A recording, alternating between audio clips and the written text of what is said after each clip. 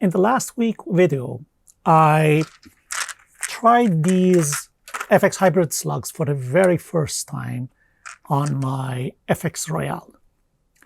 Result was not very promising. They could hold the 1-inch group up to 30 yards. After 35-40 yards, it fell apart, so it couldn't really hold a group, which was quite disappointing. If you haven't watched that video, I put a link right there.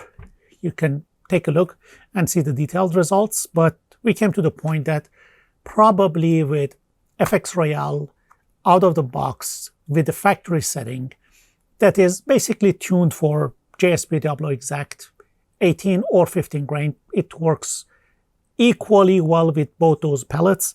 With that setting, if I don't play with the hammer spring tension and the gun velocity, probably with that setting, slug does not work. I had a suspicion that probably because that's a smooth twist and it cannot produce enough rifling, most probably it cannot stabilize the hybrid slugs. So my theory was that if I give it a better spin with the fully rifled barrel, probably it's gonna give me better results. So that's why I decided to take out my RWS 54 Air King, which is a heck of a spring air gun, to the range and try these. Which we will get into that in a minute. But before that, after I published the previous video, I got quite a few comments, and some of my friends even told me in person that, you know what, Ali, why don't you try JSB KnockOuts? Which I got a 10 of them. I took it to the range with both the guns, with my RWS 54 and my FX Royale. So basically I tried both of them, and here is the result. Ready for that? First, we do the result with the RWS 54 and FX Hybrid. Well, this is a target that I shot at 30 yards. Well, you can guess. The one on your left side is JSB KO exact. It gives me 0.37 of an inch with the Springer, with the RWS 54, which is a Springer rifle. It gives me a group like this at 30 yards. When I use the hybrid, well, not that surprising, but I'm pretty sure that I fired 5 rounds, but I see 4 holes in it. So either one of was like hole over hole, or I totally missed the paper.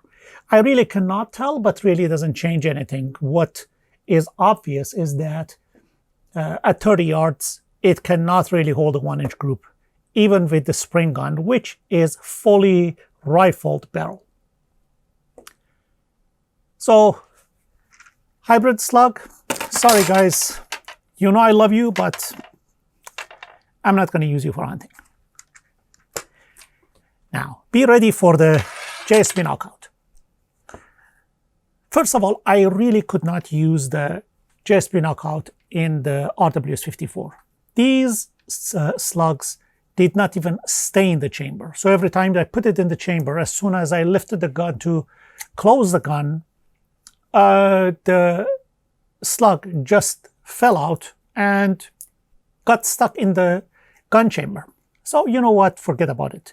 Let's see how it does with the FX Royale. With FX Royale, here is the result.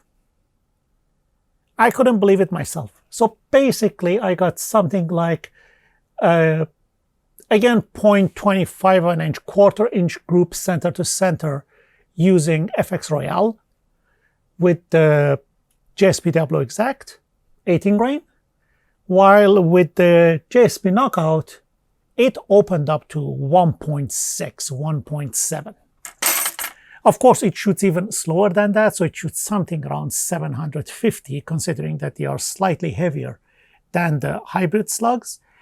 But end result is that if you are planning to use any one of these slugs, bottom line is that you need more velocity. I'm not a kind of person that is going to play around with a perfectly tuned air rifle that gives me consistently half-inch group at 50 yards with JSB Diablo Exact that I can shoot it all day long. If you have a gun that can increase the speed without really breaking the gun apart and doing lots of internal things to get the higher velocity, well, go for it. But with something like FX Royale or FX Bobcat or any one of these guns that the tuning is not just a gauge outside that you can play around with it, probably slug is not a good choice.